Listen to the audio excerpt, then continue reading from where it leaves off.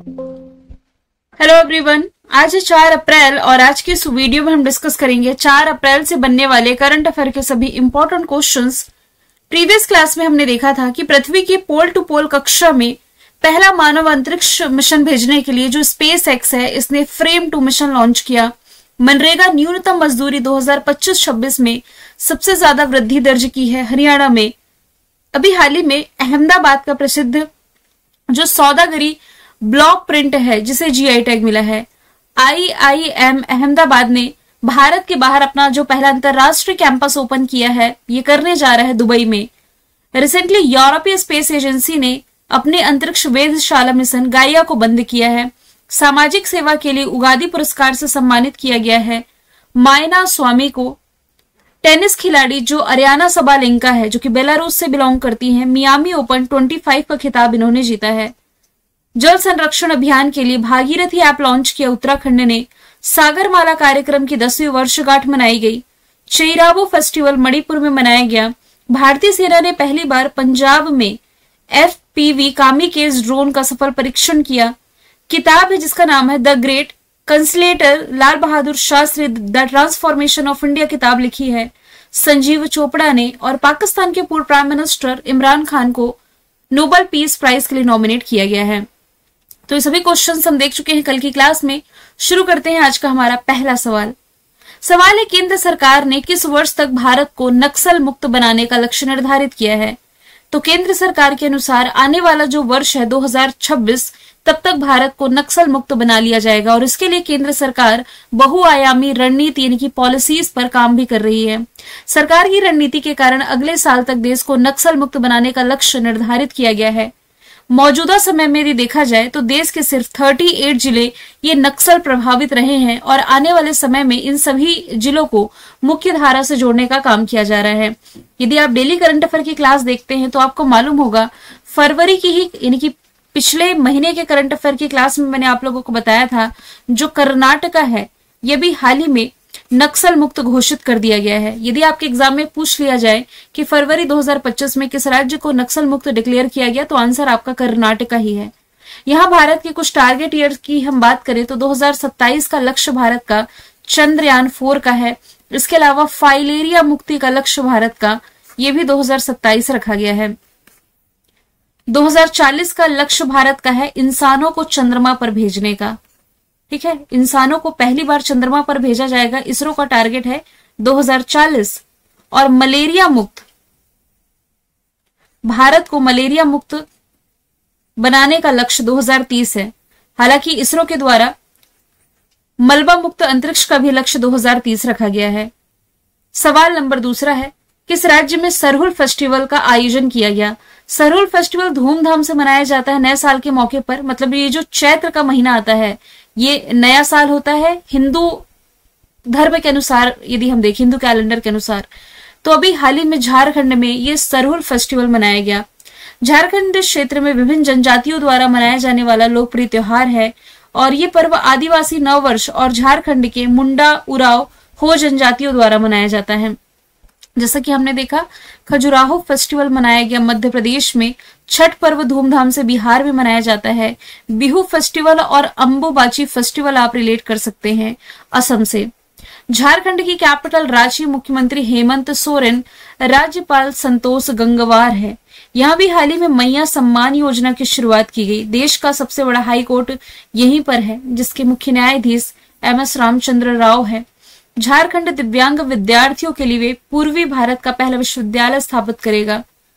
कोयला गैसीकरण pilot project Jharkhand से शुरू हुआ और अभी हाल ही में यहाँ पर गुटखा, निकोटिन, तंबाकू युक्त पान मसाला का उत्पादन, वितरण, बिक्री और भंडारण यानी कि स्टोरेज पूरी तरीके से बैन किया गया है। फेस्टिवल्स की बात की जाए तो कचई लेमन मणिपुर में, मोंडेरा गुजरात में, पुष्कर मेला और जैसलमेर डेजर्ट फेस्टिवल राजस्थान में, हेमिस लद्दाख में, बिहार में सोनपुर, बीकानेर ऊंट महोत्सव राजस्थान में, बतकुम्मा तेलंगाना में, हरेली छेरछेरा छत्तीसगढ़ में, योशांग मणिपुर में, नागा मिर्च फेस्टिवल नागालैंड में, परशुराम कुंड मेला अरुणाचल प्रदेश में, सरहुल फेस्टिवल जैसा हमने देखा झारखंड में, समक्का सरक्का तेलंगाना में, अंतर्राष्ट्रीय गीता महोत्सव हरियाणा में और कल हमने देखा था चेराउबा फेस्टिवल मणिपुर में। ई बुक आप लोगों के लिए अभी भी ओपन है, पूरा मार्च महीना इसमें कवर कराया गया है, हिंदी इंग्लिश दोनों भाषाओं में अवेलेबल है, एक के साथ एक फ्री है भी, मतलब कि 250 प्लस इंपॉर्टेंट क्वेश्चन एमसीक्यू मिलेंगे तो 250 प्लस वन लाइनर के क्वेश्चंस वाली फाइल आपको फ्री ऑफ कॉस्ट मिलेगी। कल्याणी मैम ऑफिशियल ऐप से इस ई बुक को आप डाउनलोड कर सकते हैं। तीसरा सवाल अपॉइंटमेंट का है, आरबीआई ने नया डिप्टी गवर्नर किसे नियुक्त किया है? तो अभी हाल ही में पूनम गुप्ता आरबीआई की नई डिप्टी गवर्नर बनी है और इन्होंने हाल ही में स्थान लिया है किसका? माइकल डी पात्रा का।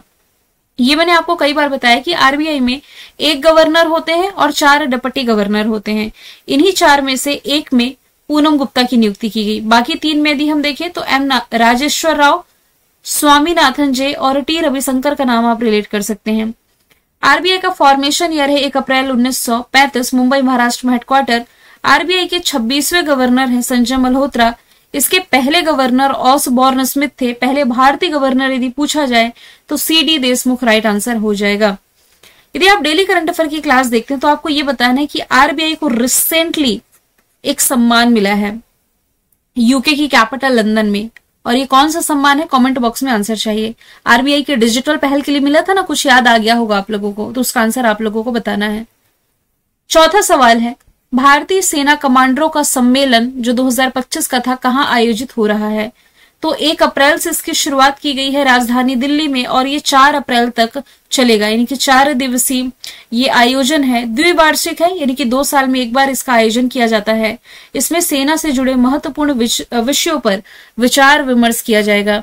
दिल्ली की यदि बात की जाए तो यहाँ पर अंतरराष्ट्रीय सोलर अलायंस का 7वां सत्र आयोजित किया गया। 40 नंबर का एशियाई मत्स्य पालन और जलीय कृषि फोरम का आयोजन किया गया। जनवरी के महीने में दिल्ली ने पहली बार खो खो वर्ल्ड कप की मेजबानी की, जिसमें मेल फीमेल कैटेगरी में भारत विजेता है। नई ई व्हीकल पॉलिसी लेकर के आई थी। पुजारी ग्रंथी सम्मान योजना, अंबेडकर स्कॉलरशिप योजना, नई मुख्यमंत्री रेखा गुप्ता। दिल्ली में पूषा कृषि विज्ञान मेला, भारत का पहला vertical bifacial solar plant, carbon बाजार पर पहला अंतरराष्ट्रीय सम्मेलन जिसका नाम प्रकृति यही आयोजित किया गया। भारत की पहली स्वदेशी एमआरआई मशीन यहां स्थापित की जाएगी और दिल्ली के विज्ञान भवन में राष्ट्रीय पर्यावरण सम्मेलन का उद्घाटन अभी हाल ही में 4 दिन पहले प्रेसिडेंट द्रौपदी मुर्मू जी के द्वारा किया गया। अदर ऑप्शन की यदि मैं बात करूं तो इसी साल जनवरी के महीने में प्रवासी भारतीय सम्मेलन की मेजबानी भुवनेश्वर ओडिशा ने की। देखिए, कंबाला जो एक भैंस दौड़ प्रतियोगिता है ना, इसका आयोजन किया जाता है बैंगलोर में। जो बैल दौड़ प्रतियोगिता है वो जल्लीकट्टू है, तमिलनाडु में आयोजित की जाती है। इसी साल जनवरी के महीने में आर्मी डे के मौके पर जिस परेड का आयोजन किया गया ये पुणे महाराष्ट्र में किया गया था। विश्व ऑटिज्म जागरूकता दिवस ये कब मनाया जाता है? तो अप्रैल महीने का पहला इंपॉर्टेंट डे है जो कि मनाया गया है 2 अप्रैल को। इस बार की थीम रही थी न्यूरो डाइवर्सिटी और संयुक्त राष्ट्र सतत विकास लक्ष्य को आगे बढ़ाना। यहाँ पर जो टर्म लिखा हुआ है ना ऑटिज्म स्पेक्ट्रम डिसऑर्डर, ये है क्या? आप ये भी कह सकते हैं कि न्यूरो डेवलपमेंट स्थिति है, मतलब कि जो भी इस विकार से पीड़ित रहता है ना, तो लोगों से बहुत जल्दी घुल मिल नहीं पाता, यानी कि लोगों के साथ कम्युनिकेट करने में दिक्कत जाती है और फिर ये बहुत ज्यादा इंटरेस्ट नहीं ले पाते पढ़ने लिखने में या सामाजिक मेल जोल में, इन्हें दिक्कत आती है। तो ऑटिज्म एक ऐसी स्थिति है जिसमें कि जो भी व्यक्ति से पीड़ित है ना, इसका दिमाग अन्य लोगों के दिमाग की तुलना में यदि देखें तो अलग तरीके से काम करता है और ऑटिज्म से पीड़ित लोग एक दूसरे से अलग भी हो सकते हैं। ठीक है, तो अप्रैल महीने का ये पहला इंपॉर्टेंट डे है। हालांकि 1 अप्रैल को हमने ओडिशा या उत्कल दिवस के रूप में मनाया है। आगे चलते हैं। अगला सवाल है, देवरीगढ़ वन्य जीव अभ्यारण्य किस राज्य में स्थित है? अभी चर्चे में आया है तो ये है ओडिशा में। चर्चे में आया क्यों है ये हम पहले देख लेते हैं। तो ओडिशा का जो देवरीगढ़ वन्य जीव अभ्यारण्य है, यहाँ पर हीराकुंड वन्य जीव विभाग के द्वारा पहली बार भारतीय बाइसन महोत्सव का आयोजन किया गया, जिसका उद्देश्य है इनका संरक्षण, किनका? बाइसन का संरक्षण और स्थानीय समुदायों की भागीदारी बढ़ाना। अब से 6 महीने पहले यानी कि नवंबर 2024 की जनगणना में यहाँ 669 भारतीय बाइसन दर्ज किए गए, जिसमें कि 30% किशोर थे, जो कि उनकी बढ़ती आबादी का संकेत देता है। यहाँ पर जो टर्म लिखा हुआ बाइसन, बाइसन क्या है? इसे आप गौर कह सकते हैं। भारत में पाई जाने वाली जंगली मवेशी की सबसे लंबी प्रजाति कह सकते हैं। अब मवेशी क्या हुआ? देखिए, मवेशी आप ये भी कह सकते हैं जो पालतू जानवर होते हैं ना, बड़े खुर वाले, पालतू जानवर, इन्हें ही आप मवेशी भी कहते हैं। और यदि देखा जाए मवेशी तो ये अरबी भाषा का शब्द है। तो ये बाइसन, जिसे आप जंगली बैल भी कह सकते हैं, तो हाल ही में ये जो देवरीगढ़ वन्यजीव अभ्यारण्य है, यहाँ पर इनके लिए एक महोत्सव का आयोजन किया गया। अब आप लोग कंफ्यूज ना हो जाएं, यहाँ देवरीगढ़ लिखा है, यदि डिब्रूगढ़ लिखा होता तब वो असम का होता। देवरीगढ़ डिब्रूगढ़ पढ़ने में यदि आप कंफ्यूज हो जाएं तो मैं क्लियर कर देती हूँ। ओडिशा की यदि बात की जाए, राजधानी भुवनेश्वर, मुख्यमंत्री मोहन चरण मांझी, राज्यपाल हरि बाबू कंबलपति है। नेशनल पार्क में भीतरकनिका सिमलापाल है, चिल्का लेक है, रत्नागिरी स्थल ओडिशा में है। टाटा स्टील ने ओडिशा में ही भारत की सबसे बड़ी ब्लास्ट फर्नेस की शुरुआत की। हाल ही में मनकेडिया समुदाय को विशेष आदिवासी समूह का दर्जा मिला। भारत की पहली सिलिकॉन कार्बाइड सुविधा ओडिशा में शुरू की गई। 24/7 चलने वाला अनाज एटीएम, महिलाओं के लिए पीरियड लीव देने वाला तीसरा राज्य के तटीय गांवों को यूनेस्को द्वारा सुनामी रेडी के रूप में मान्यता दी गई। 18वां प्रवासी भारतीय सम्मेलन, और प्राइम मिनिस्टर नरेंद्र मोदी जी ने ओडिशा के भुवनेश्वर में जो जनता मैदान है, यहाँ Utkarsh Odisha make in India Odisha conclave का भी उद्घाटन किया था। यदि मैं अदर ऑप्शन की बात करूं तो अंसी, कुद्रेमुख, नागरहोल, बन्नरघट्टा नेशनल पार्क आप कर्नाटक से रिलेट कर सकते हैं।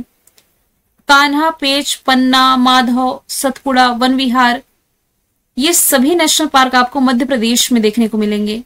रातापानी वन्यजीव अभ्यारण्य ये मध्य प्रदेश में ही है। देश का 57वां टाइगर रिजर्व घोषित किया गया था, और मध्य प्रदेश में स्थित माधव को 58वां टाइगर रिजर्व घोषित किया गया है। वैसे ही आप असम में 7 नेशनल पार्क पढ़ते थे, 7वें क्रम का था दिहंग पटकाई। अभी हाल ही में इसका यानी कि राज्य का 8वां नेशनल पार्क घोषित किया गया है, जिसका नाम है सिखना ज्वालाओ नेशनल पार्क। एडिशनल तौर पर आप ये भी रिलेट कर सकते हैं। सीनियर एशियाई कुश्ती चैंपियनशिप का जो 21वां एडिशन था, इसमें भारत के लिए एकमात्र स्वर्ण पदक यानी कि गोल्ड मेडल किसने जीता है? मनीषा भानवाला ने। ऑप्शन बी राइट आंसर है।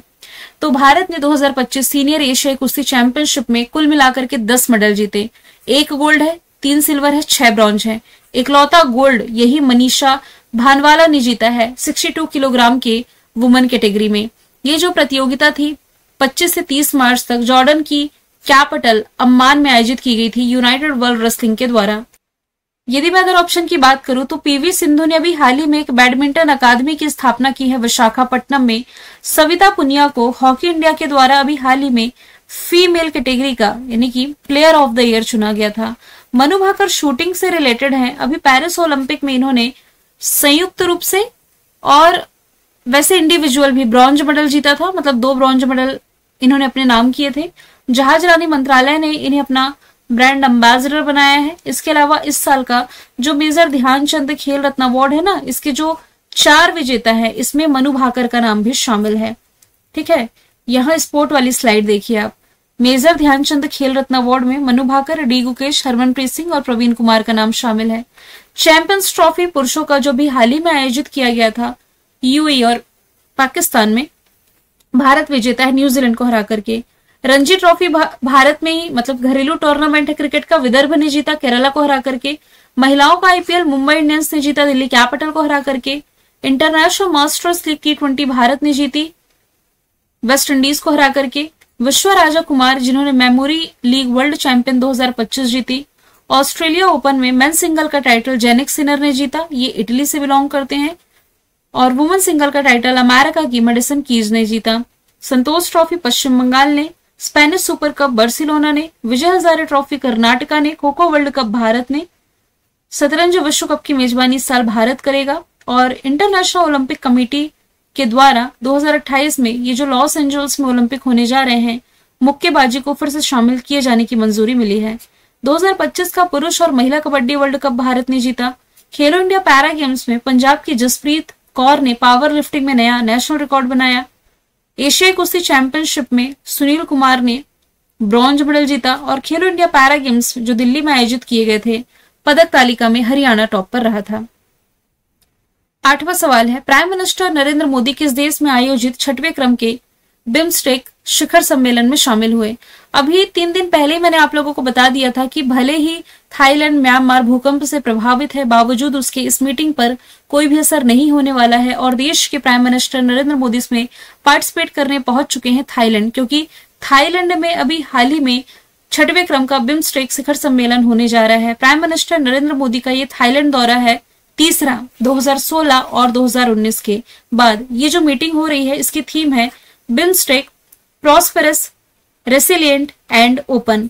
बिम्स्टेक के बारे में पहले भी मैंने आपको बताया, bay of Bengal initiative for multi sectoral technical and economic corporation, BIMSTEC TEC होना चाहिए। 1 2 3 4 5 6 7 मेंबर कंट्री है इसकी। और याद करने की क्या ट्रिक मैंने आप लोगों को बताई थी, देखिए आप शब्द को पकड़िए, बे ऑफ बंगाल, तो बे ऑफ बंगाल कहां देख पा रहे हैं, यहां पर। इसी के आसपास की 7 कंट्री आपको रिलेट कर लेनी है। काउंट कीजिए, पहला रिलेट करेंगे भारत को। 2 देश भारत के कंधे पर बैठे हैं, यहां पर नेपाल, यहां पर भूटान, ठीक है। कंधे पर बैठे 2 देश नेपाल भूटान, और बगल में बैठे 2 देश रिलेट कीजिए, बा से बगल, बा से बांग्लादेश और म्यांमार। तो देखिए, एक इंडिया, कंधे पर बैठा नेपाल भूटान, बगल में बांग्लादेश म्यांमार, कितने हो गए, 5 हो गए। यहां से ऐड कीजिए थाईलैंड को भी, क्योंकि इस साल मीटिंग ये होस्ट कर रहा है, इसे हम भूल नहीं सकते, 6 हो गए। अब एक जो है यहां से 7वां श्रीलंका को आपको रिलेट कर लेना है। तो थाईलैंड इसकी मेजबानी कर रहा है, जिसकी कैपिटल बैंकॉक, करेंसी बहस। राष्ट्रपति, माफ कीजिएगा, राष्ट्रपति ने प्रधानमंत्री यहाँ की पेतोंगतान शिनावात्रा भी कुछ समय पहले ही बनाई गई है। देखिए, थाईलैंड जो है ये साउथ ईस्ट एशिया का ऐसा पहला देश बना है जिसने कि सेम सेक्स मैरिज को अलाउ कर दिया है। ये करंट अफेयर में ऑलरेडी मैं आपको बता चुकी हूँ। मॉरिशस में अभी हाल ही में इसका जो राष्ट्रीय दिवस समारोह था, प्राइम मिनिस्टर नरेंद्र मोदी यहाँ पहुंचे हुए थे पार्टिसिपेट करने के लिए, और बाद में मॉरिशस ने अपने हाईएस्ट सिविलियन ऑनर से भी सम्मानित किया प्राइम मिनिस्टर नरेंद्र मोदी जी को। अभी फरवरी के महीने का यदि आप करंट अफेयर रिलेट करेंगे तो फरवरी के महीने में ही AI पर जो समिट रहा था, AI एक्शन समिट, 10 से 11 फरवरी, तो ये फ्रांस में आयोजित किया गया था, पेरिस में, और अमेरिका ये टाइगर ट्रंप एक्सरसाइज होस्ट कर रहा है। अगला सवाल है, गोल्ड मरकरी इंटरनेशनल अवार्ड की स्थापना कब की गई? क्वेश्चन थोड़ा घुमा करके मैंने रखा है, क्योंकि ये ऑलरेडी मैंने आपको बताया था कि दलाई लामा इस प्रतिष्ठित अवार्ड से सम्मानित किए गए। तो ये जो पुरस्कार है इसकी स्थापना 1961 में की गई थी। तेंजिन ग्यात्सो जो कि 14 दलाई लामा के रूप से प्रसिद्ध है, और इन्हें अभी हाल ही में 31 मार्च 2025 को धर्मशाला में उनके निवास पर इस प्रतिष्ठित गोल्ड मरकरी अवार्ड से सम्मानित किया गया। ये सम्मान उन्हें शांति, अहिंसा, ज्ञान, संस्कृति और पर्यावरण संरक्षण को बढ़ावा देने में इनके द्वारा दिए गए अहम कंट्रीब्यूशन के लिए दिया गया है। 10वां सवाल इंपॉर्टेंट मार्क करें, लोकसभा में अभी हाल ही में वक्फ संशोधन विधेयक 2025 ये पारित कर दिया गया है। तो डेट इसमें मैंने ऑप्शन में लिखा है, चलिए कल ये पारित हो गया है, तो डेट उतना याद रखने की जरूरत नहीं है। मेन पर्पस है कि आप लोगों को इस बिल के बारे में बताना। देखिए, सबसे पहले हम समझ लेते हैं कि वक्फ बोर्ड होता क्या है, या वक्फ संपत्ति। चलिए पहले समझ लेते हैं कि वक्फ क्या है। तो वक्फ अरबी भाषा का शब्द है, इसका मतलब होता है खुदा के नाम पर अर्पित की गई वस्तु या परोपकार के लिए दिया गया धन। इसमें जमीन भी हो सकता है, इसमें चल अचल संपत्ति को शामिल किया जाता है। तो कोई भी मुस्लिम अपनी संपत्ति वक्फ को दान कर सकता है। कोई भी संपत्ति वक्फ घोषित होने के बाद गैर हस्तांतरित होती है, मतलब किसे ट्रांसफर नहीं किया जाता, किया नहीं जा सकता, ऐसा रूल था। अब इसमें देखिए कुछ चेंजेस हुए हैं, बहुत सारे संशोधन हुए हैं, जिसके बारे में मैं डिस्कस करते रहूंगी। अभी क्या हुआ है कि लोकसभा में ये पारित कर दिया गया है। 288 सदस्यों ने विधेयक के पक्ष में वोट दिया है, जबकि 232 सदस्यों ने इसके विरोध में मतदान किया है। तो वक्फ क्या होता है, मैं ऑलरेडी बता चुकी आपको कि भाई खुदा के नाम पर दी गई संपत्ति, जमीन भी इसमें आप कह सकते हैं, ये इसमें शामिल होता है। अब वक्फ बोर्ड हम समझ लेते हैं। ये वक्फ बोर्ड होता क्या है, तो जो वक्फ एसेट्स होते हैं ना, इन्हें मैनेज करने के लिए जो बोर्ड का गठन किया गया वही वक्फ बोर्ड कहलाता है। और देश भर में यदि देखें ना तो अलग अलग राज्यों में, मतलब लगभग कह सकते हैं 30 वक्फ बोर्ड हैं, और 9 लाख एकड़, ये एरिया मैं आपको बता रही हूं, 9 लाख एकड़ में फैली संपत्तियों को कंट्रोल करते हैं। और इनकी कुल कीमत यदि हम देखें तो 1.2 लाख करोड़ रुपीस है, ठीक है। और यदि हम देखें कि सबसे ज्यादा भूमि का मालिक कौन है भारत में, यदि हम देखें तो सबसे ज्यादा भूमि एक तो देखिए रेलवे के पास है, ठीक है। रेलवे के पास यदि हम देखें तो रक्षा मंत्रालय के पास है। तो रेलवे और रक्षा मंत्रालय के बाद जो वक्फ बोर्ड है, इसके पास भारत में भूमि का ये तीसरा सबसे बड़ा मालिकाना हक रखता है। अब इसमें कुछ जो चेंजेस किए गए हैं, जो अमेंडमेंट किया गया है, ये मैं आपको ऐड करके बताते रहूंगी। अभी सिर्फ बताना पर्पस ये था कि बफ जो संशोधन विधेयक था ये पारित हो चुका है लोकसभा में। अब देखिए, कोई भी बिल यदि लाया जाता है ना लोकसभा या राज्यसभा में, तो दोनों सदन से पास हो जाए और इसके बाद जब इसमें राष्ट्रपति के हस्ताक्षर लग जाते हैं तब ये कानून बन जाता है। तो बिल से एक्ट बनने का ये प्रोसेस है। तो चलिए, इससे बनने वाले कुछ क्वेश्चन कल एमसीक्यू फॉर्मेट में मैं फिर से रखूंगी और फिर से हम इसे डिटेल में एक्सप्लेन करेंगे। मैंने कल आपसे पूछा था भारत का पहला नैनो इलेक्ट्रॉनिक रोड शो कहां आयोजित किया गया। आंसर था Indian institute of science Bangalore. आज का सवाल है, फीफा वर्ल्ड कप 2026 के लिए क्वालिफाई करने वाला पहला गैर मेजबान देश कौन बना है। आंसर इसका जो भी आप कमेंट बॉक्स में बताइएगा। मिलेंगे हम नेक्स्ट वीडियो में। Thank you so much.